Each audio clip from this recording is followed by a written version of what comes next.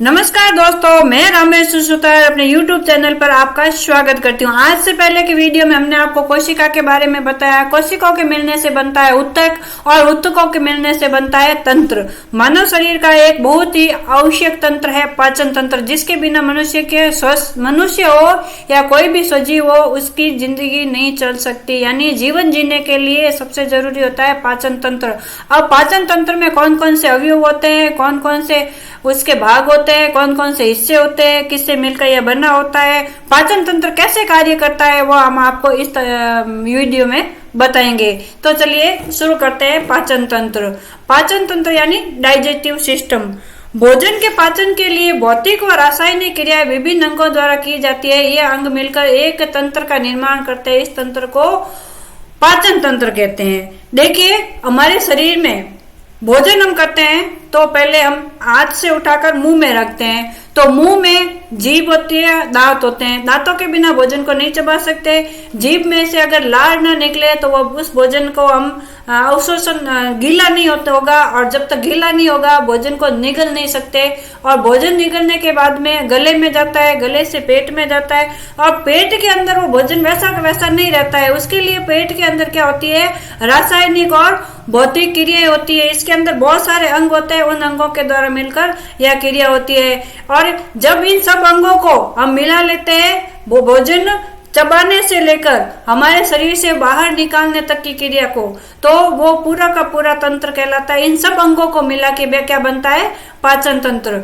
अब देखिए, पाचन तंत्र यानी डाइजेशन।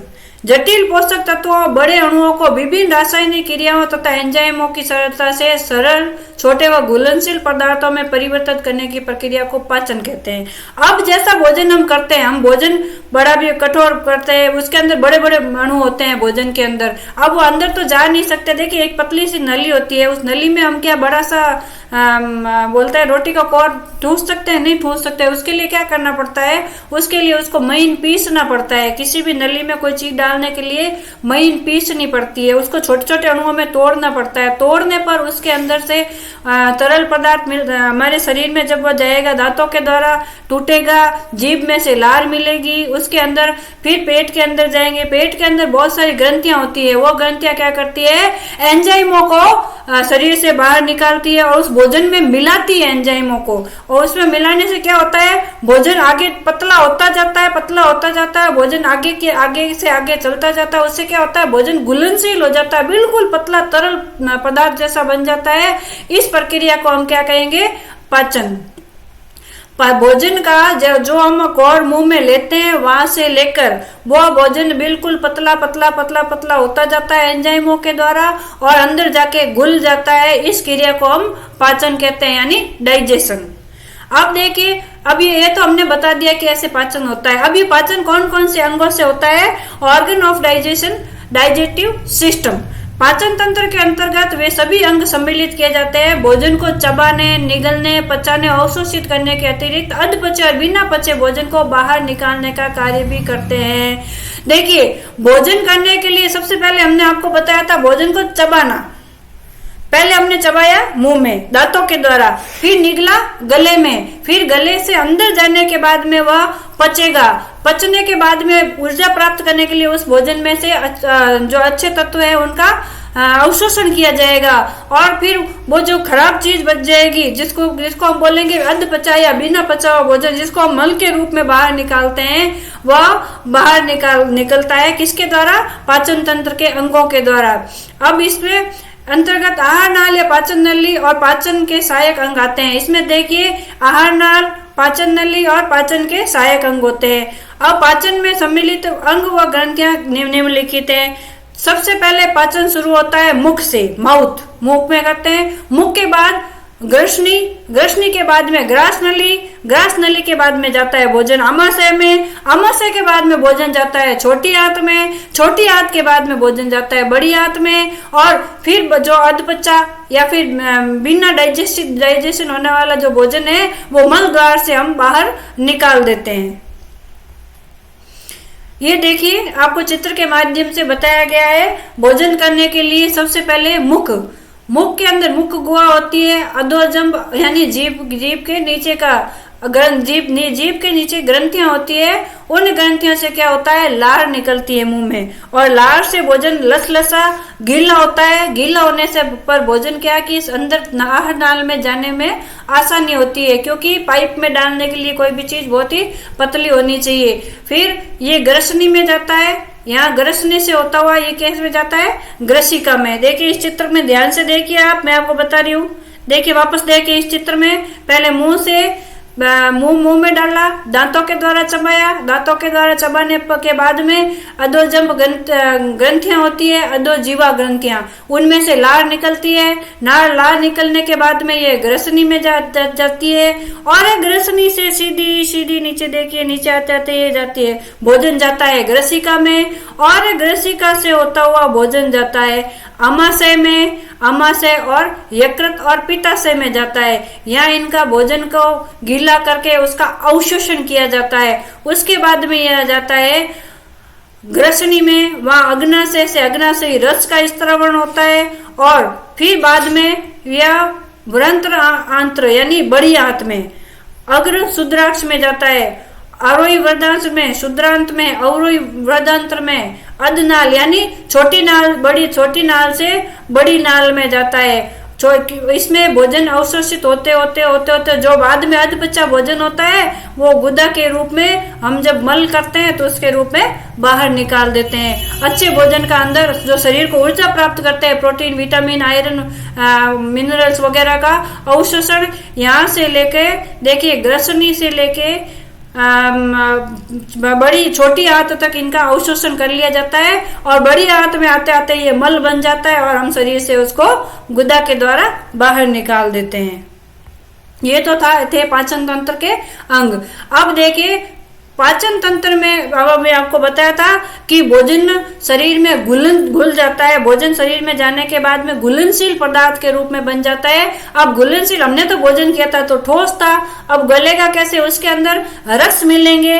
रस कहाँ से मिलते हैं, लार ग्रंथि से मिलता है जिसको सलाइवरी ग्लैंड बोलते हैं, यकृत ग्रंथि यानी लीवर से, अग्नाशय से, पैनक्रीज से, यानी ये सब रसों को स्त्रावित करने वाली ग्रंथियां हैं जो भोजन को गीला करती है, और उससे भोजन शरीर में अवशोषित होके हमें ऊर्जा प्रदान करता है। तो रस कहाँ से मिलते हैं, लार ग्रंथि से, यकृत ग्रंथि से और अग्नाशय से।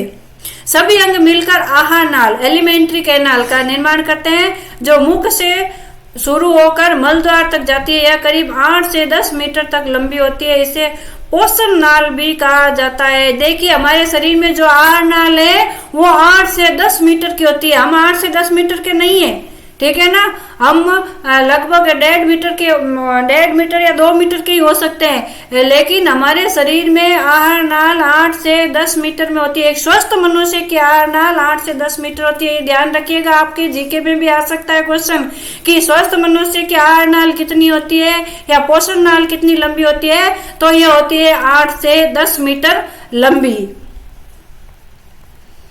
आहार नाल के 3 प्रमुख कार्य होते हैं। आहार को सरलीकृत कर पचाना। आहार को सरलीकृत कैसे किया जाएगा, भोजन ठोस रूप में होगा, बड़े बड़े टुकड़ों के रूप में होगा, उन टुकड़ों को बहुत ही छोटा करके उनको पचाना है ना।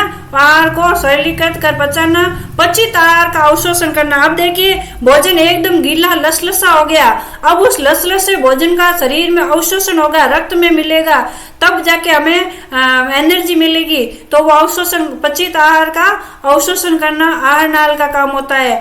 आहार को मुख से मलद्वार तक पहुंचाना। अब मुख से हमने भोजन किया, भोजन करने के बाद भोजन सरलीकृत हुआ और पचा, उसका अवशोषण हो गया।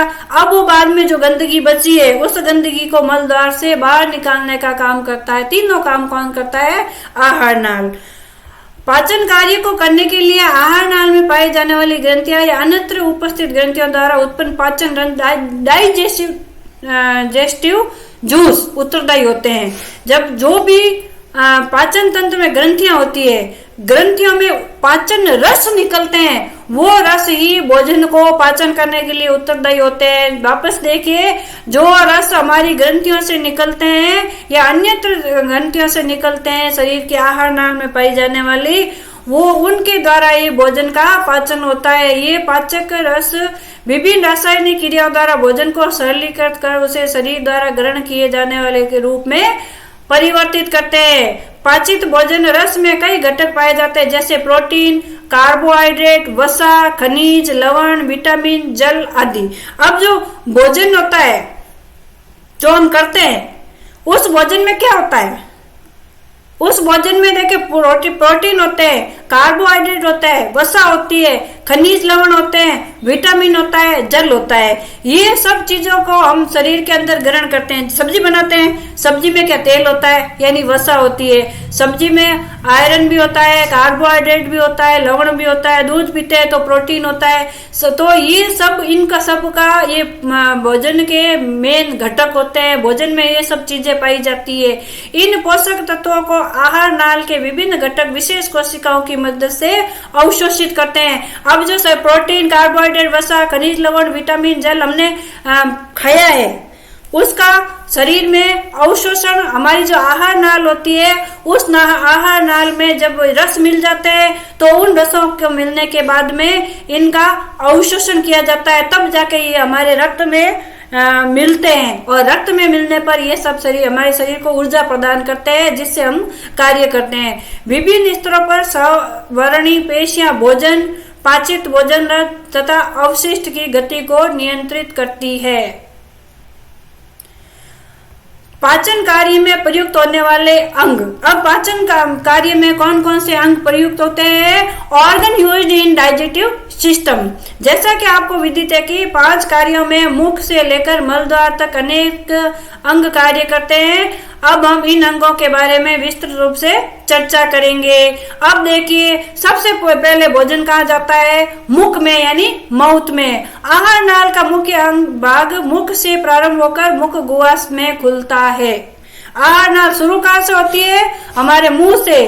और उसका अंत कहाँ होता है? जहाँ से हम लैट्रिन करते हैं, यानी हम मल करते हैं, वहां से इसका अंतिम द्वार होता है। यह एक कटोरे नुमा अंग है। हमारा मुंह क्या है? एक कटोरे जैसा। कटोरे में डालते जाओ, चबाते जाओ और खाते जाओ। बाउल शेप होता है। इसके ऊपर कठोर और नीचे कोमल तालु होता है। देखिए, अब मुंह खोले, आप भी खोलिए मुंह, है ना। अब मुंह खोला तो ये जो नीचे वाला जो तालु होता है यह कठोर होता है, और ऊपर वाला जो तालु होता है वो जीभ फेरिए। जीभ फेरने पर देखते हैं, नीचे जब जीभ लगाते हैं ना, तो नीचे वाली जीभ है, यहाँ जीभ के नीचे का जो तालु होता है वो कैसा होता है? कठोर। और ऊपर देखिए, ऊपर जीभ लगाई, है ना, तो ऊपर वाला जो होता है वो कोमल होता है। जीवा या टंग। अब भोजन को हमने उस कटोरे में रख दिया, यानी माउथ में रख दिया। उसके बाद में मेन काम होता है जीभ का, यानी टंग का। यह मुख के अंदर दोनों जबड़ों के मध्य गुहा में स्थित होती है। ये दोनों जबड़े 1 और 2, इनके बीच में क्या है? जीभ। यह मांसपेशियों से बनी गुलाबी रंग की होती है। आपको पता है जीभ हमारी गुलाबी रंग की होती है। भोजन चबाते समय यह सब इसे इधर उधर करने तथा भोजन निगलने में सहायता रहती है। अब देखिए, आप है ना, मुंह में भोजन रख दीजिए, फिर जीभ को हिलाइए मत। आपका भोजन इधर उधर वाला होगा? नहीं होगा। आपका भोजन जहाँ है वहीं पड़ा रहेगा। तो जीभ क्या करती है? हमारे भोजन को दांतों के नीचे पहुंचाने का काम करती है। कभी पीछे वाले दांतों के पास पहुंचाएगी, कभी आगे वाले दांतों के पास पहुंचाएगी, है ना। इसमें कुछ दानेदार निगलना। अब भोजन जीभ नहीं होगी ना, तो हम भोजन को निगल भी नहीं सकते। तो जीभ भोजन को दांतों के नीचे भेजने में और निगलने में भी सहायता करती है। इसमें कुछ दानेदार उभार होते हैं जो स्वादा अंकुर कहलाते हैं, टेस्ट बडीज। देखिए, टेस्ट बड्स बोलते हैं इसको, जो कि हमारी जीभ है, जीभ के ऊपर आप देखिए, दांत रगड़ के देखिए, ऐसे रगड़ रहे हैं, आप भी रगड़िए। इसके ऊपर छोटे छोटे अंकुर जैसे होते हैं, जिसको हम क्या बोलते हैं? स्वाद अंकुर। स्वाद सारा जीभ में ही आता है ना, इसलिए कहते हैं कि जीभ जो होती है चटोकड़ी होती है ना।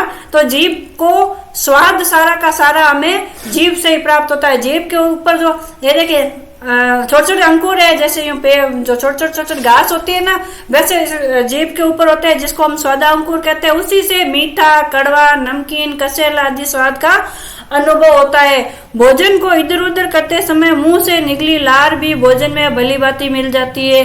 अब जीभ जैसे जैसे हिलती है इन स्वादा अंकुरों से, और या फिर जो हमारी ग्रंथि होती है, लार ग्रंथि, इससे जो लार निकलती है, इससे हमारा भोजन चिकना होकर सरलता से आगे सरकने के लायक हो जाता है।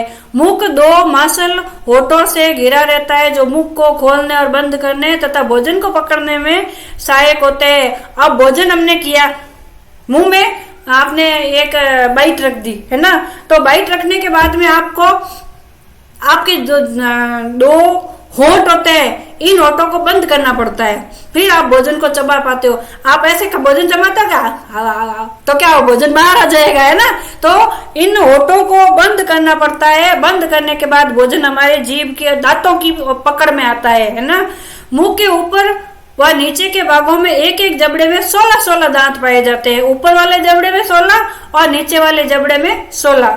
सभी दांत जबड़े में पाए जाने वाले एक सांचे में स्थित होते हैं। ये संचा होता है एक, उसके अंदर हमारे जो दांत हैं सेट किए होते हैं। इस सांचे को मसूड़ा या गम कहते हैं। गम मसूड़े होते हैं, इन मसूड़े में दांत होते हैं। मसूड़ों तथा दांतों की इस स्थिति को गर्ददंती या बोलते हैं कहा जाता है। मानवों में द्विबारदंती जिसको है ना दांत व्यवस्था पाई जाती है। इसमें जीवन काल में 2 प्रकार के अस्थायी दूध के दांत और स्थायी दांत आते हैं। देखिए हमारी जिंदगी में 2 बार दांत आते हैं। एक तो जब हम बच्चे होते हैं तब दांत आते हैं, फिर वो गिर जाते हैं। फिर जब हम दूध के दांत बोलते हैं, दूध के जब मम्मी का दूध पीते हैं ना, वो दूध के दांत बन जाते हैं। अब दूध के जब भोजन करने के लिए हमारे स्थायी दांत आते हैं, जब वो दूध के दांत टूट जाते हैं तो मनुष्य की जिंदगी में 2 बार द्विबारदंती यानी 2 बार दांत आते हैं।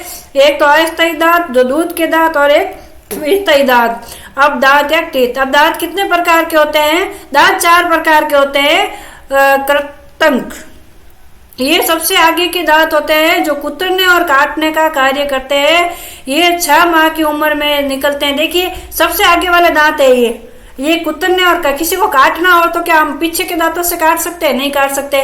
काटने के लिए क्या चाहिए? आगे वाले दांत। तो ये दांत 6 महीने की उम्र से निकल जाते हैं। रदनक, ये दांत भोजन को चीरने फाड़ने का कार्य करते हैं। जो शेर है ना, मांस चीरता है ना, ये इन्हीं दांतों से निकल, ये वाला दांत है ना, इन दांतों से चीरने फाड़ने का काम करता है। जो आगे पीछे के दांत होते हैं ये 16 से 20 माह की उम्र में निकलते हैं। ये प्रत्येक जबड़े में 2-2 होते हैं, एक इधर एक इधर, एक इधर इधर, यानी 2-2, एक इधर एक, 2 नीचे के 2 ऊपर के 2। मांसाहारी पशुओं में ज्यादा विकसित होते हैं। क्यों? क्योंकि उनको भगवान ने प्रकृति के प्रति उनको अनुकूलित बनाया है, इसलिए मांसाहारी मांस को तोड़ सके, इसलिए इनको मांसाहारियों को मजबूत दांत दिए हुए हैं। ये अग्र चवर्णक, ये भोजन को चबाने में सहायक होते हैं तथा प्रत्येक जबड़े में 4-4 पाए जाते हैं, जिसको हम डाढ़ बोलते हैं पीछे की ओर। ये 10 से 11 वर्ष की उम्र में पूर्ण रूप से विकसित होते हैं। चवर्णक, ये दंत भी भोजन चबाने में सहायक होते हैं तथा प्रत्येक जबड़े में 6-6 पाए जाते हैं। प्रथम ये 12 से 15 माह की उम्र में निकलते हैं। ये देखिए हमारे मुख के में दांतों के व्यवस्था को हमने आपको बताया है इस चित्र में। देखिए इसमें सबसे आगे कर्तनक दांत होते हैं 1-2 है ना, और फिर रदनक 3-4, 3 नंबर पे रदनक, इधर भी रदनक, फिर अग्र चवर्णक 4-5 है ना, इधर भी ये पाया गया है, और चवर्णक, और इसके बाद में अनुग्रतिकाएं पीछे की ओर होती है। दांतों कैसे होते हैं? दांत देखिए, ये हमारे दांत की संरचना बताई है हमने आपको कि दांत कैसे होते हैं। दांत जो होते हैं जबड़े के अंदर जड़ों में धसे हुए होते हैं। ये देखिए जड़ें हैं दांतों की। हमारे दांत जो बाहर दिखते हैं उतने ही नहीं होते हैं, जबड़े के अंदर भी होते हैं जड़ों के रूप में। फिर उसके अंदर देखिए दांत में भी संरचना होती है, अंदर बहुत सारी चीजें होती है। रक्त वाहिकाएं तथा तंत्रिकाएं होती है। फिर एक सीमेंटेड पदार्थ होता है जिससे दांत टूटते नहीं है, मजबूत रहते हैं, कड़क रहते हैं। जैसे सीमेंट मिट्टी को मजबूत रखने का काम करता है, वैसे ही हमारे दांत में भी सीमेंट पाया जाता है। धबड़े की हड्डी के अंदर धसे हुए रहते हैं, मसूड़े के अंदर ये धसे हुए, देखो ये मसूड़े से ये दांत ऐसे गए हुए हैं, ये दांत की जड़ें गई हुई है मसूड़े के अंदर। फिर उसके ऊपर होता है डेंटरी भाग, उसके ऊपर होता है इनेमल। अब तो आप जो ऐड आते हैं ना टूथब्रश के, उसमें इनेमल वगैरह बोला जाता है कि इससे इनेमल वापस विकसित हो जाता है, इसलिए आपको दांतों की संरचना समझ में आ रही होगी। जो ऊपर का, जो मसूड़े के बाहर का जो भाग होता है वो होता है शिखर, और जो मसूड़े के जोड़ पे जो भाग होता है वो होता है गिरवा, और मसूड़े के अंदर जो भाग होता है वो होता है जड़। अब है ग्रसनी, भोजन का मुख के बाद में आगे वाला हिस्सा है ग्रसनी। मुख, गुहा, जीवा व तालु के पिछले भाग में एक छोटी सी कुप्पी नुमा ग्रसनी से जुड़ी होती है। ग्रसनी से होकर भोजन आहार नलिका या ग्रास नाल तथा वायु श्वास नाल में जाती है। ग्रसनी अपनी संरचना से यह सुनिश्चित करती है कि किसी भी सूरत में भोजन श्वास नाल में तथा वायु भोजन नाल में प्रवेश ना कर सके। इस दोनों नालों के मुख ग्रसनी के नीचे की तरफ होते हैं। अब देखिए कि हम भोजन कर रहे हैं, भोजन करने का हम सांस भी ले रहे हैं, तो भोजन श्वास नली में नहीं चला जाए, या फिर श्वास नली वो जो वायु होती है ना, वो वायु अटक नहीं जाए, तो ये अलग करने का काम करती है ग्रसनी। ग्रसनी इन सब का ध्यान रखती है। इन दोनों नालों के मुख ग्रसनी के नीचे की तरफ होते हैं। अग्र भाग में श्वास नाल तथा पृष्ठ भाग में ग्रास नाल स्थित होती है। ग्रसनी की संरचना को 3 भागों में विभक्त किया जाता है। अब देखिए ग्रसनी भी 3 प्रकार होती है, नासा ग्रसनी, मुख ग्रसनी यानी नाक के पास वाली मुख ग्रसनी, और कंठों के पास वाली कंठ ग्रसनी या अधोग्रसनी। अब सबसे पहले उसके बाद में आती है ग्रास नाल। किसके बाद में? ग्रसनी। सबसे पहले मुख हो गया, मुख से भोजन गया ग्रसनी में, और ग्रसनी के बाद में भोजन जाएगा ग्रास नली में। यह एक संकरी पेशीय नली है जो करीब 25 सेंटीमीटर लंबी होती है। ग्रसनी की लंबाई होती है 25 सेंटीमीटर। यह ग्रसनी के निचले भाग से प्रारंभ होकर गिरवा तथा वक्ष स्थल यहाँ तक में होती हुई मध्य पट से निकलकर उदर गुहा में प्रवेश करती है। इसका मुख्य काम भोजन को मुख गुहा से आमाशय तक पहुंचाना है। अब भोजन को आमाशय तक पहुंचाने का काम करती है मुख गुहा से आमाशय तक पहुंचाने का काम करती है ग्रास नली। ग्रास नली में कुछ श्लेष्मा ग्रंथियां मिलती है। इन ग्रंथियों से स्तरीय श्लेष्म भोजन को लसलसा बनाते हैं। अब जो हमने जीभ से भोजन को बनाया, थोड़ा पतला किया था, उस भोजन को और लसलसा करने का काम ग्रास नली, जिससे श्लेष्मा निकलती है। देखिए कफ निकलता है ना हमारे, तो वो श्लेष्मा ज्यादा जम जाता है, उसी की वजह से निकलता है। और वो श्लेष्मा कम सही मात्रा में निकले तो हमारे भोजन को लसलसा बनाता है।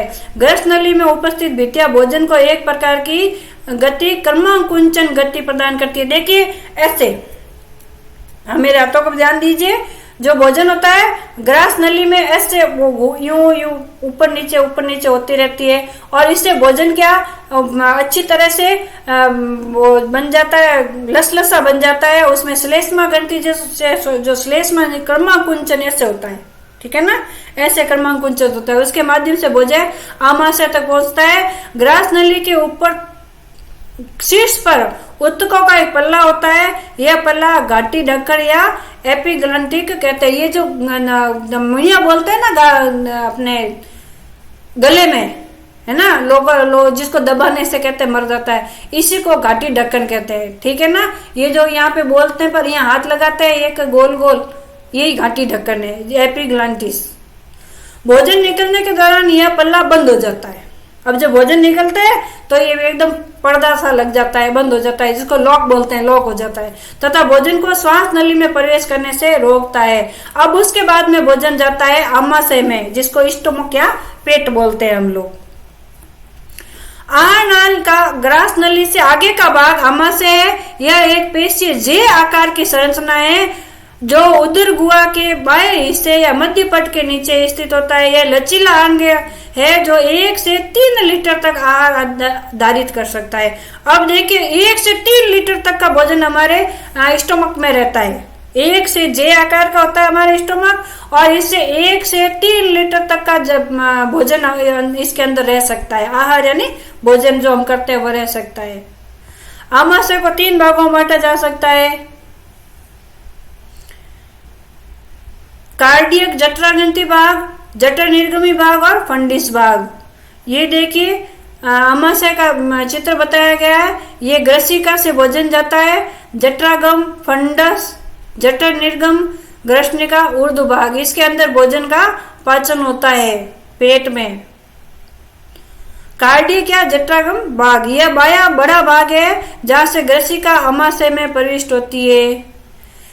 जठर निर्गमी भाग ये आमाशय का दाहिना भाग होता है जहां से आमाशय छोटी आंत से जुड़ता है। ये वाला जठर निर्गम, देखिए ये वाला भाग है ना, ये जठर निर्गम।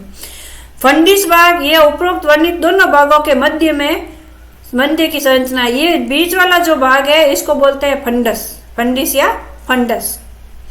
आमाशय में 2 अवरोधिनी या संकोचित पेशियां पाई जाती है। दोनों पेशियां आमाशय की सामग्री अंतर्विष्ट करती है। ग्रास नलिका अवरोधनी, ग्रास नलिका अवरोधनी, कार्डिक और लोअर स्पिंजर यह ग्रसिका या आमाशय को विभाजित करती है तथा आमाशय से अम्लीय भोजन को ग्रसनी में जाने से रोकती है। समझ में आया आपको? जठर निर्गमी अवरोधिनी, आमाशय व छोटी आंत को विभाजित करती है तथा आमाशय से छोटी आंत में भोजन निकास को नियंत्रित करती है। अब उसके बाद में आता है आमाशय से भोजन जाएगा छोटी आंत में, स्मॉल इंस्टेंट। ये नली नुमा बहुत पतली पतली नलियां होती है शरीर में, बहुत ही पतली नली नुमा संरचना होती है जो यू गुच्छे के रूप में पड़ी रहती है। तो स्टोमक के बाद में भोजन जाता है छोटी आंत में। छोटी आंत पाचन तंत्र का एक महत्वपूर्ण अंग है जो आमाशय के जठर निर्गमी भाग से शुरू होकर बड़ी आंत पर पूर्ण होती है। छोटी आंत कहाँ से शुरू होती है? आमाशय से जठर निर्गमी भाग होता है ना, वहां से शुरू होती है और बड़ी आंत तक खत्म होती है। मानव में इसकी औसत लंबाई 7 मीटर होती है। छोटी आंत की लंबाई कितनी होती है? 7 मीटर। पतली पतली गुच्छे नुमा संरचना होती है, 7 मीटर लंबी होती है छोटी आंत। आप याद रखिएगा छोटी आंत कितनी होती है? 7 मीटर की। तथा आहार नाल के इस द्वारा ही भोजन का स्वाभाविक पाचन तथा अवशोषण होते हैं। ये जो अंग है ना छोटी आंत, इससे ही देखो रेड लाइन में अंडरलाइन किया गया है, आप याद कीजिएगा। ये मोस्ट इम्पोर्टेंट है कि भोजन का सर्वाधिक पाचन और अवशोषण कहाँ होता है? छोटी आंत में। छोटी आंत को 3 भागों में विभक्त किया गया है, ग्रसनी, अग्र शुद्रांश और शुद्रांत्र। आमाशय ग्रसनी यानी आमाशय से जुड़ा हुआ यह छोटी आंत का पहला तथा सबसे छोटे भाग होता है जो भोजन के रासायनिक पाचन में सबसे महत्वपूर्ण भूमिका निभाता है। अग्र शुद्रांत यह छोटी आंत का मध्य भाग है। यह ग्रसनी से पाचित आहार रस का अवशोषण किया जाता है। मुख्यतः अवशोषण का कार्य विशेष प्रकार की कोशिकाओं जिन्हें अंतर कोशिका कहते हैं के द्वारा संपादित किया जाता है। शुद्रांत्र यह छोटी आंत का अंतिम भाग है जो बड़ी आंत में खुलता है। यह भाग उन पोषक तत्वों विशेष रूप से पित्त, लवण व विटामिनों का अवशोषण करता है जो अग्र शुद्रांत्र में अवशोषित नहीं हो पाते। ग्रहणी को छोड़कर शेष छोटी आंत की भीतरी सतह पर असंख्य छोटे छोटे अंगुली के आकार के उभार होते हैं, इनको रसांकुर कहते हैं। अब देखिए जो छोटी आंत होती है उसके अंतिम सिरे शुद्रांत पर ऐसे जो ये अपनी अंगुलियां है ना, अंगुलियां ऐसे अंगुलियों जैसे आकार के रसांकुर होते हैं जिनसे रस निकलता है। ये यूं रसांकुर होते हैं ऐसे अपने अंगुलियों जैसे। ये मेरी अंगुलियां दिख रही है आपको, ये अंगुलियों जैसे रसांकुर होते हैं। प्रत्येक रसांकुर की बनावट पचे हुए भोजन को अवशोषित करने के लिए अत्यधिक विशिष्ट संरचना वाली होती है। अब भोजन जाता है छोटी आंत से, जाता है भोजन बड़ी आंत में। क्षुद्रांत्र वाले बड़ी आंत से जुड़ा होता है। यहाँ कुछ विशेष जीवाणु पाए जाते हैं। ये जीवाणु छोटी आंत से शेष बचे अपाचित भोजन का किण्वन क्रिया फर्मेंटेशन द्वारा सरलीकृत कर पाचन में मदद करते हैं। अब भोजन जाएगा बड़ी आंत में। बड़ी आंत में जो छोटे छोटे जीव होते हैं वो भोजन का किण्वन करते हैं, फर्मेंटेशन करते हैं और सरलीकृत कर देते हैं, भोजन को बिल्कुल पतला कर देते हैं। बड़ी आंत का मुख्य कार्य जल व खनिज लवणों का अवशोषण करना तथा अपचित भोजन को मल द्वार से उत्सर्जित करना है। मनुष्य में बड़ी आंत को 3 भागों में व्यक्त किया जाता है। ये देखिए, ये बड़ी आंत है। बड़ी आंत में ये देखिए ऐसी संरचना पाई जाती है, दिखाई दे रही है आपको? ये पूरी बड़ी आंत है। अंदर तो ये छोटी आंत है और उसके बाहर ये बड़ी आंत है। बड़ी आंत से भोजन पूरा पचित होते हुए लास्ट में गुदा के द्वारा बाहर निकल जाता है। अदांत या अंधनाल, यह भाग क्षुद्रांत से छोटा होता है, जुड़ा होता है, सॉरी माफ कीजिएगा। यह भाग क्षुद्रांत से जुड़ा होता है या क्षुद्रांत से आने वाले पाचित आहार रस का अवशोषण होता है। आहार रस का अवशोषण होता है अदांत या अंधनाल में तथा शेष बचे अपशिष्ट को आगे वृद्धांत में पहुंचा दिया जाता है। अंधनाल के प्रथम भाग से थोड़ा नीचे भीतर की ओर 4-5 इंच लंबी नली के आकार का अंग निकलता है। ये देखिए बताया हुआ है ना, ये वाला। इसे कर्मी रूपी परिशेषिका कहते हैं। अब है वृद्धांत या कॉलोन्स, माफ कीजिएगा। आहार नाल में बड़ी आंत का अदांत्र के आगे वाला भाग वृद्धांत्र कहलाता है। यह उल्टे यू, ठीक है ना, उल्टे यू के आकार की करीब 1 से 3 मीटर लंबी नलिका होती है। वृद्धांत्र 4 भागों में विभक्त होती है। आरोही वृद्धांत्र, अनुप्रस्थ वृद्धांत्र, अवरोही वृद्धांत्र, सिग्माकार वृद्धांत्र। जो आरोही वृद्धांत्र है वो 15 सेंटीमीटर लंबी नलिका होती है। अनुप्रस्थ वृद्धांत्र जो होती है करीब 50 मीटर लंबी होती है, सेंटीमीटर, मीटर नहीं सेंटीमीटर। अवरोही वृद्धांत्र जो होती है 25 सेंटीमीटर लंबी होती है। सिग्माकार वृद्धांत्र होती है जो 40 सेंटीमीटर लंबी होती है। अब भोजन लास्ट में पहुंचता है मलाशय में।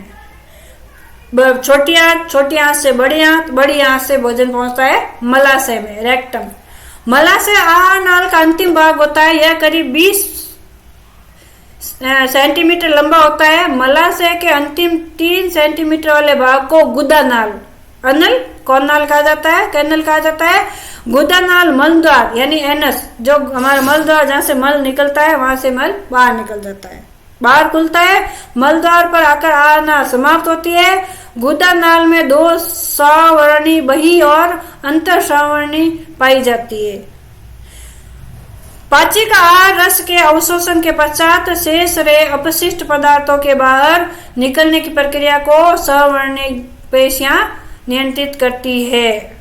तो यह तो था हमारा पाचन तंत्र।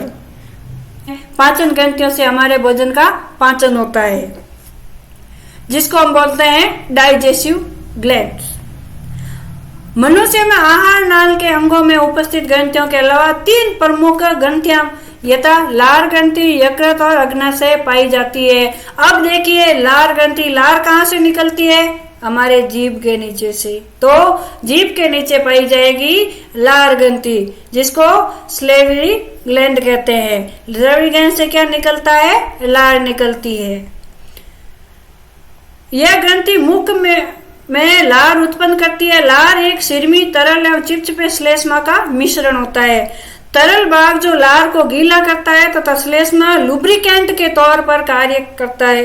लार का मुख्य कार्य भोजन में उपस्थित स्टार्च का मुख में पाचन शुरू करता है। भोजन को चिकना व घुलनशील बनाता है। दांतों, मुख ग्रहिका व जीभ की सफाई करना। लार ग्रंथियां 3 प्रकार की होती है। देखिए हम कभी भी बीमार होते हैं, तो हमारे मुंह से पानी नहीं निकलता है। उस वक्त हम भोजन करते हैं तो हमें उल्टी आ जाती है, वो भोजन अंदर नहीं जाता है, वापस बाहर निकल जाता है। जब तक मुंह से पानी निकलना शुरू नहीं होता है, जिसको हम लार बोलते हैं, वो लार या श्लेष्मा बाहर नहीं निकलती है, तब तक हम भोजन को निगल नहीं सकते। क्यों नहीं निकल सकते? सूखी चीज को हम नहीं निगल सकते। सूखी चीज को अगर हम निकलेंगे तो अटक जाएगी।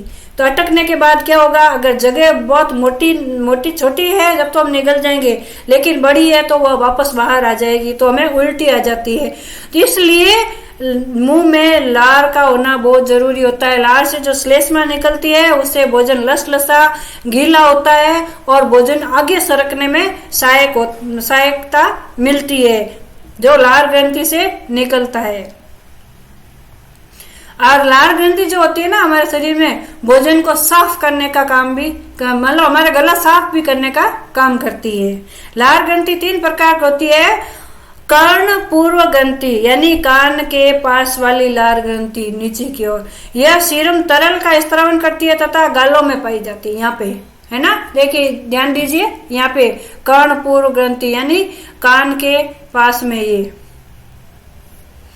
अधोजंब अचुंबकीय लार, चिबुकीय लार, अचिबुकीय लार, यह मिश्रित ग्रंथि है जिसमें तरल और श्लेष्मिक स्रावन होता है। ये अधोजंब, ये वाली, ये जो अंधकरण ग्रंथि है कान के पीछे, उसके नीचे यहाँ पे पाई जाती है ये चिबुकीय लार। और उसके बाद में जीभ के नीचे अधोजीवा ग्रंथि होती है, ये जीवा के नीचे पाई जाती है तथा श्लेष्मिक, ये यहाँ पे देखिए, ये तो है आपकी कर्ण पूर्व ग्रंथि, यह है अधोजंब या अवचिबुकीय ग्रंथि, और ये है आपके अधोजीवा ग्रंथि। अब आगे वाले ग्रंथि है अग्नाशय। अग्नाशय देखिए, ये जो लार ग्रंथि है, लार ग्रंथि से निकलती है लार। उसके बाद में आई हमारे अग्नाशय। अग्नाशय से क्या निकलता है, कौन सा रस निकलता है? यह एक मिश्रित ग्रंथि है जो अंतःस्रावी हार्मोन इंसुलिन व ग्लूकेगॉन तथा बहिस्रावित अग्नाशयी रस का स्त्रावन करती है। अब आपके क्वेश्चन आ जाए कि अग्नाशय कौन से हार्मोन्स का स्त्रावन करती है? तो अग्नाशय इंसुलिन और ग्लूकेगॉन का स्त्रावन करती है। तो ये जो क्या है, बहिस्रावन ग्रंथि है। अग्नाशय क्या है? बहिस्रावन ग्रंथि, अंतःस्रावी ग्रंथि नहीं है, यह है बहिस्रावन ग्रंथि। यह ग्रंथि यकृत, ग्रसनी तथा तिल्ली से घिरी होती है। यह 6 से 8 इंच लंबी यू आकार की होती है। इस ग्रंथि के द्वारा स्रावित एंजाइम आंतों में प्रोटीन, वसा तथा कार्बोहाइड्रेट के पाचन में मदद करते हैं। अब ये क्वेश्चन एक और बन सकता है कि अग्नाशय ग्रंथि कितनी लंबी होती है? तो ये 6 से 8 इंच लंबी होती है। इसका आकार कैसा होता है? तो इसका आकार यू आकार जैसा होता है। इसका काम क्या है? तो भोजन में एंजाइम आंतों में प्रोटीन, वसामिन और कार्बोहाइड्रेट का पाचन करना, ठीक है ना। इंसुलिन तथा ग्लूकागॉन हार्मोन मिलकर शरीर में रक्त शर्करा के स्तर को नियंत्रित करते हैं। अब देखिए, इंसुलिन की मात्रा अधिक हो जाए तो थायराइड रोग हो जाता है। तो इंसुलिन जो हमारे शर्करा जो होती है बढ़ जाती है, तो क्या हो जाता है? मधुमेह रोग हो जाता है, जिसको हम शुगर कहते हैं। वो भी इसी ग्रंथि के रक्त के ज्यादा स्त्रावन करने से होता है। तो शर्करा का जो स्तर है वो अग्नाशय के द्वारा ही, जो हमारा इंसुलिन हार्मोन है, वो नियंत्रित करता है। ये देखिए, अग्नाशय में ये आमाशय, ये पित्ताशय, आम पित्तीय वाहिनी है, अग्नाशय वाहिनी और ये अग्नाशय है। यकृत में कौन से रस स्रावित होते हैं? देखिए, यह मानव शरीर में उपस्थित सबसे बड़ी एवं महत्वपूर्ण पाचन ग्रंथि है। यह मध्य पट के नीचे स्थित लगभग त्रिकोणाकार अंग है। देखिए, जैसे 3 त्रिकोण होता है ना, त्रिकोण जैसा बना हुआ होता है यकृत, बड़ा सुंदर दिखता है ना चित्र में दिखता है, लेकिन शरीर में भी ऐसा ही, लगभग ऐसा ही पाया जाता है। इसका भार 1.5 किलोग्राम होता है। यकृत का भार कितना होता है, लीवर जो होता है उसका भार हमारे शरीर में होता है 1.5 किलोग्राम। यह आमाशय के दाहिनी ओर स्थित होता है। हमारे शरीर में जो आमाशय होता है उसके दाहिनी ओर पाया जाता है। इसका रंग लाली लिए हुए भूरा होता है। इसका अधिकतम वजन दाईं ओर होता है। अधिकतम वजन इसका दाईं ओर पड़ा रहता है। सामने से देखने पर यकृत 2 भागों में दाईं और बाईं पोलियों में विभाजित नजर आता है। ऐसा लगता है कि ये 2 भागों में थैलियों में लटका हुआ है। अग्र सतह से तल की तरफ देखने पर 2 अतिरिक्त पालियां दिखाई देती है। यकृत करीब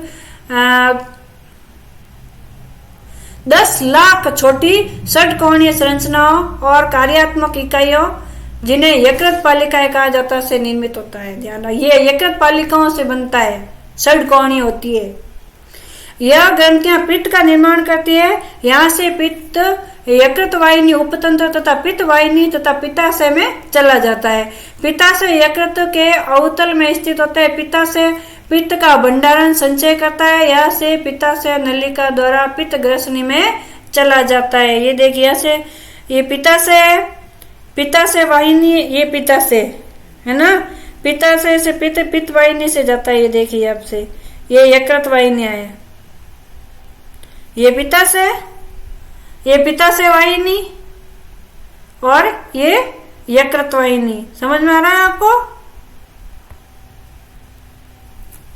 देखिए, ये पित्ताशय है ना, और ये यकृत वाहिनी और ये पित्ताशय वाहिनी, ये वाली, ठीक है। और उसके बाद में मूल पित्त वाहिनी, ये वाली मूल पित्त वाहिनी है, ये वाली। और ये ग्रहणी, ये वाली, ये पूरा हिस्सा है, ये ग्रहणी, ये अग्नाशय, ये जो हिस्सा है ना, ये जैसे ये वाला दिखाई दे रहा है, ये है अग्नाशय।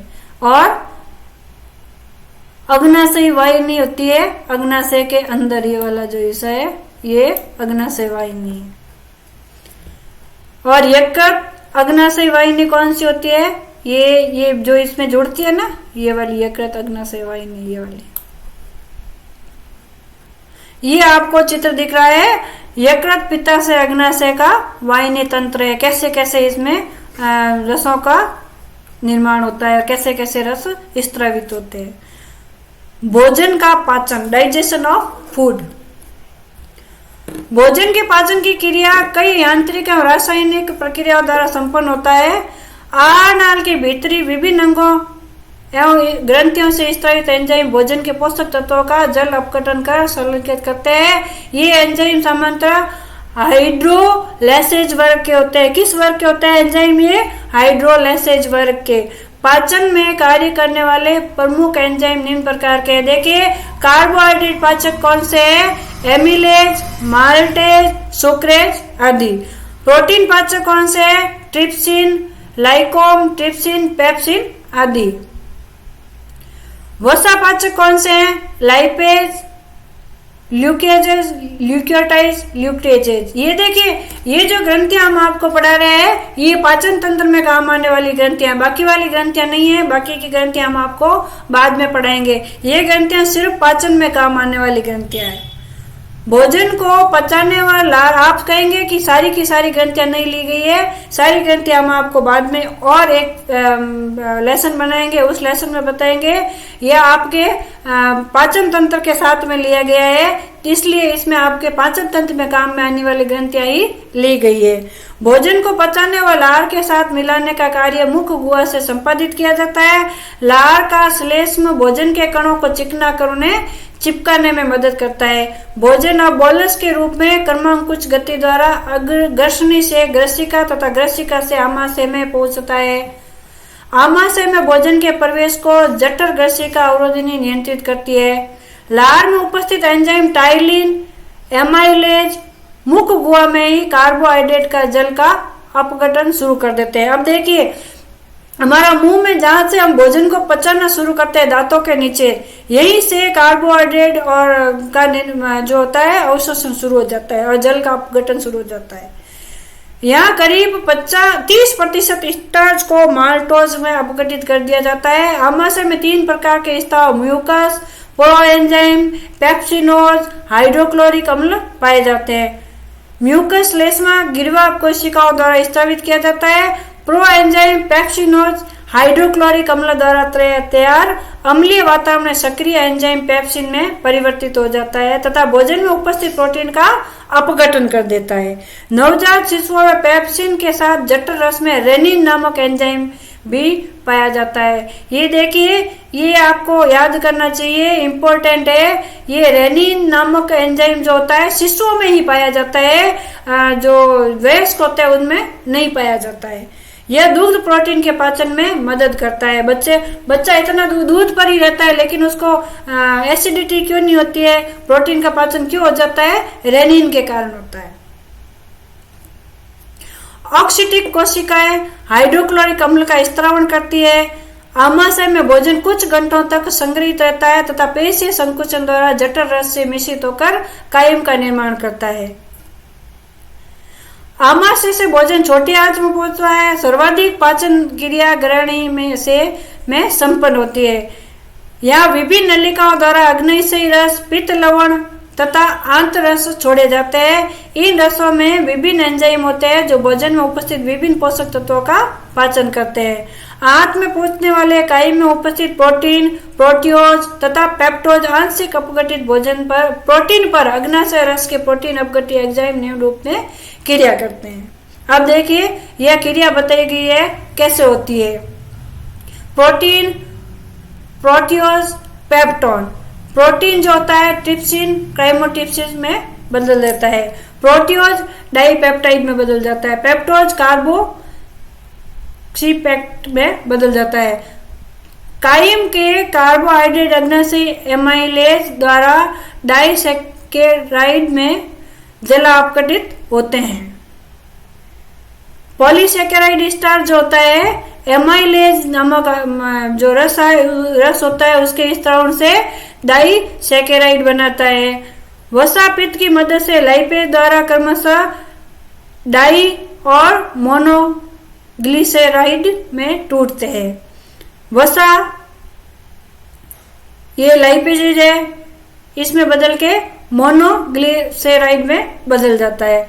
अग्न्याशयी रस के न्यूक्लिक अम्लों को न्यूक्लियोटाइड और न्यूक्लियोसाइड में पाचित करता है। न्यूक्लिक अम्ल अग्न्याशयी रस उसको न्यूक्लियोसाइड में बदल देता है।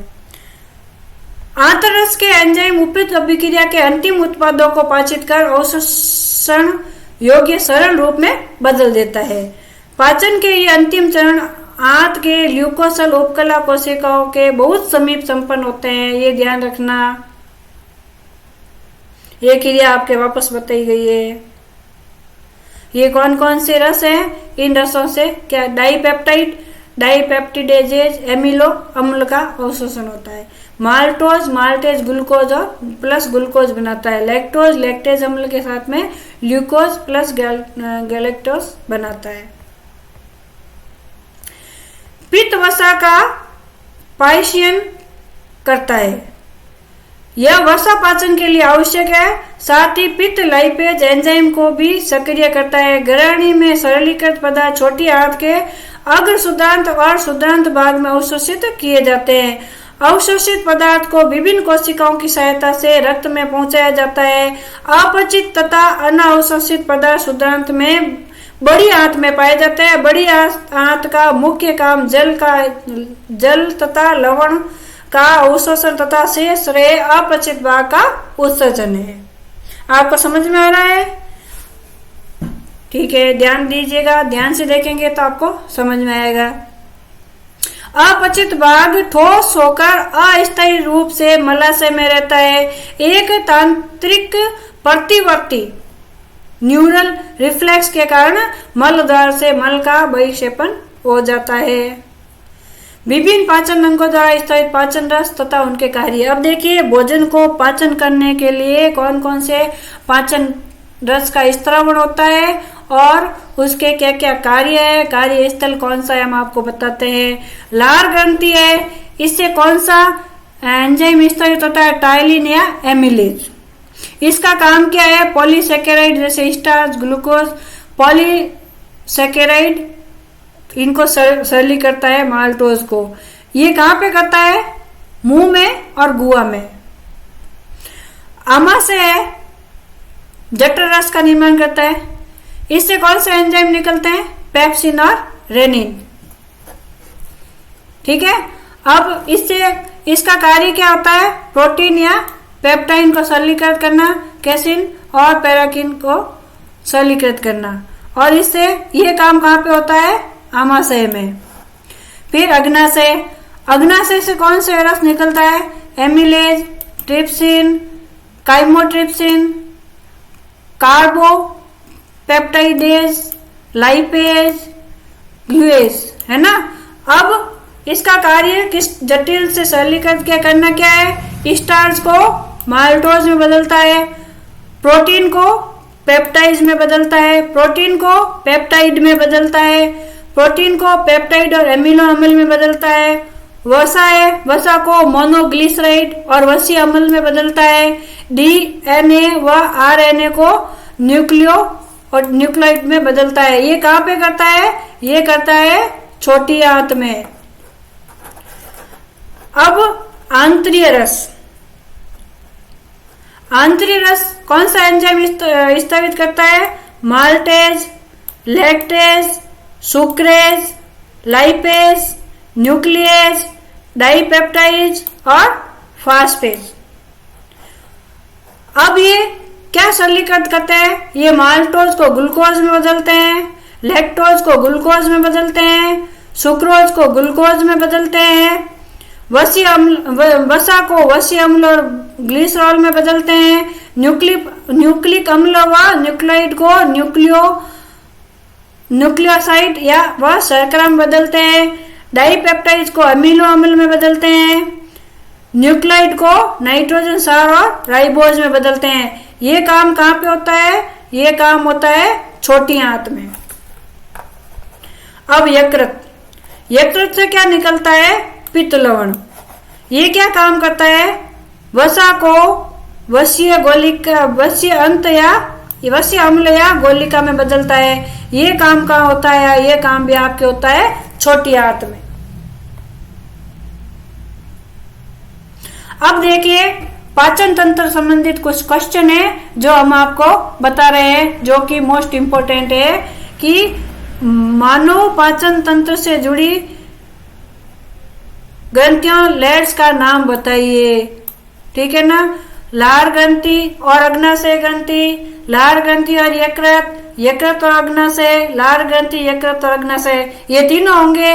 इसलिए इसका आंसर होगा डी, लार ग्रंथियां, यकृत और अग्नाशय, क्योंकि ये तीनों ही मानव पाचन तंत्र से जुड़ी हुई है।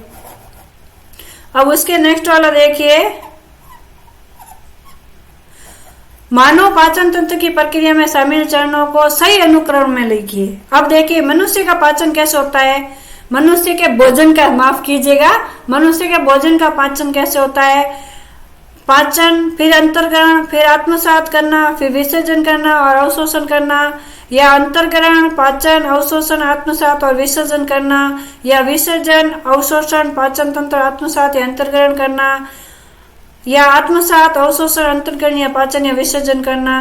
देखिए इसका उत्तर बी होगा, क्योंकि पहले भोजन को अंतर्ग्रहण किया जाता है, उसके बाद में भोजन का पाचन होता है, उसके बाद में भोजन का अवशोषण होता है, उसके बाद में भोजन आत्मसात होता है, उसके बाद में भोजन जो बचा हुआ मल होता है उसका विसर्जन होता है। इसलिए इसका उत्तर होगा बी। अब है शरीर के किस अंग में प्रोटीन का पाचन शुरू होता है? ये आपको हमने बताया था। किस अंग में होता है? ये होता है पेट में, इसलिए इसका उत्तर होगा बी। हाइड्रोक्लोरिक एसिड का काम क्या है? अभी आपको बताया था। यह पेप्सिन एंजाइम को प्रभावित बनाता है। यह भोजन के साथ पेट में प्रवेश कर सकने वाली बैक्टीरिया को मारता है। पहला सही होगा या दूसरा सही होगा? इसके दोनों ही सही है। यह पेप्सिन एंजाइम को प्रभावी बनाता है और बैक्टीरिया को भी मारता है, इसलिए इसके उत्तर ए और बी दोनों सही होंगे, इसलिए इसका सी सही है। भोजन प्रणाली के सबसे बड़े हिस्से का नाम बताइए। अब सबसे बड़ा हिस्सा कौन सा होता है भोजन प्रणाली का? बड़िया, छोटियां, यकृत या पेट? सबसे लंबा कौन सा होता है? छोटियां, इसलिए इसका उत्तर होगा बी। भोजन का पाचन किस अंग में पूर्ण होता है भैया? पेट में, छोटी आंत में, अग्नाशय में या बड़ी आंत में? पूरा पाचन पूर्ण हो जाता है, सही उत्तर होगा बी, छोटी आंत में। यकृत द्वारा निकलने वाले बाइल जूस ये आपको भी पता है, इसका क्या काम है? सोचिए। यह भोजन को क्षारीय बनाता है, यह भोजन को अम्लीय बनाता है, या फिर यह भोजन को तोड़ता है, या इनमें से कोई नहीं? इसका उत्तर होगा ए, यह भोजन को क्षारीय बनाता है। भोजन का पाचन किससे प्रारंभ होता है? प्रारंभ है ना, भोजन हमारे शरीर में कहां से प्रारंभ होता है पचना? अभी आपको बताया था, मुंह से, यकृत से, पेट से या हाथ से? सोचिए। आप इसका उत्तर क्या मान रहे होंगे? पेट? नहीं, इसका उत्तर होगा मुंह। भोजन का पाचन मुंह से ही शुरू हो जाता है। शरीर के किस हिस्से में भोजन का अवशोषण होता है? भोजन का अवशोषण, देखिए आप है ना जल्दबाजी में कुछ भी मत कीजिएगा। जब भी आप प्रश्न पढ़ते हैं उस प्रश्न को आराम से देखिएगा कि पूछ क्या रहा है। भोजन का अवशोषण कहाँ होता है? छोटी आंत में, बड़ी आंत में, पेट में या यकृत में? इसका सही उत्तर होगा छोटी आंत में। निम्न अंगों में से पित्त का संचय किसमें होता है? अब देखिए, पित्त का संचय किसमें होता है? पिलिया में, अग्नाशय में, अपेंडिक्स में या पित्ताशय में? इसका सही उत्तर होगा पित्ताशय, डी। शरीर के किस भाग में पित्त का निर्माण होता है? देखिए प्रश्न पर पढ़ते हैं ना, तो जो मेन होता है उसको वापस पढ़िएगा। किस भाग में पित्त का निर्माण होता है? यकृत में, ग्रास नली में, अग्नाशय या पित्ताशय की थैली में पित्त का निर्माण होता है? ए, यकृत में। पेप्सिन बदल देता है, क्या बदलता है? स्टार्च को शर्करा में। पेप्सिन क्या क्या क्या, क्या किसको बदलता है? स्टार्च को शर्करा में बदलता है, प्रोटीन को पॉलीपेप्टाइड में बदलता है, या फिर प्रोटीन को अमीनो अम्ल में बदलता है, या फिर वसा को वसा में बदलता है? इसका उत्तर होगा बी, प्रोटीन को पॉलीपेप्टाइड में बदलता है। ग्रसिका एक नली है जो कि रिक्त स्थान भी कहलाती है। ग्रसिका क्या कहलाती है? ग्रसिका कहलाती है आहार नली। उसका उत्तर ए सही होगा। पेट में भोजन को पचाने के लिए निम्नलिखित में से किसकी खास आवश्यकता रहती है? हवा की, पानी की, एंजाइम की या खनिज की? यह आपको हमने बताया था। भोजन हवा या पानी से या खनिज से या एंजाइम से पचता है, तो इसका उत्तर होगा सी, एंजाइम। क्योंकि एंजाइम से भोजन गीला होता, लसलसा होता है, तरल पदार्थ में बदल जाता है। स्टार्च को जल अपघटन से ग्लूकोज बनाने वाले एंजाइम है इन्वेटेज, एमाइलेज, डीहाइड्रोजीनेज, एनहाइड्रोजिनेज। इसका उत्तर होता है एमाइलेज। मनुष्य में कर्तक दांतों की संख्या कितनी होती है? ये आपको अभी बताया था हमने, 8, 12, 4 या कोई नहीं। इसका सही उत्तर होगा ए, 8। मानव शरीर में पाई जाने वाली सबसे बड़ी ग्रंथि अग्नाशय, यकृत, पिट्यूटरी या थायराइड? इसका उत्तर होगा बी, यकृत। ट्रिप्सिन नामक एंजाइम कहां से स्रावित होता है? ट्रिप्सिन कहां से स्रावित होता है ना? ट्रिप्सिन कहां से स्रावित होता है भाई? लीवर से, ड्यूडेनम से, अग्नाशय से या आमाशय से? सोचिए। इसका सही उत्तर होगा सी, अग्नाशय से। कौन सा एंजाइम प्रोटीन को एमिनो अम्ल में परिवर्तित करता है। Erepsin, pepsin, lipase, amylase. कौन सा एंजाइम प्रोटीन को अमीनो अम्ल में परिवर्तित करता है? उसका उत्तर होगा ए, इरेप्सिन। टाइलिन का स्त्रवण करती है लार ग्रंथि, जठर ग्रंथि, पाचन ग्रंथि या ब्रूनर? इसका सही उत्तर होगा लार ग्रंथि। ये तो था हमारा पाचन तंत्र और उसमें पाई जाने वाली ग्रंथियां। आपको समझ में आया होगा कि हम भोजन करते हैं तो भोजन करने के लिए कौन कौन से अंग है जो आवश्यक है, उसके अवयव कौन कौन से है, हमारे आहार नाल के कौन कौन से अंग है, इसके बारे में हमने आपको बताया। आशा करते हैं कि आपको समझ में आया होगा। अगर आपको समझ में आ रहा है तो सब्सक्राइब जरूर कीजिएगा और लाइक भी कीजिएगा। धन्यवाद, नमस्कार।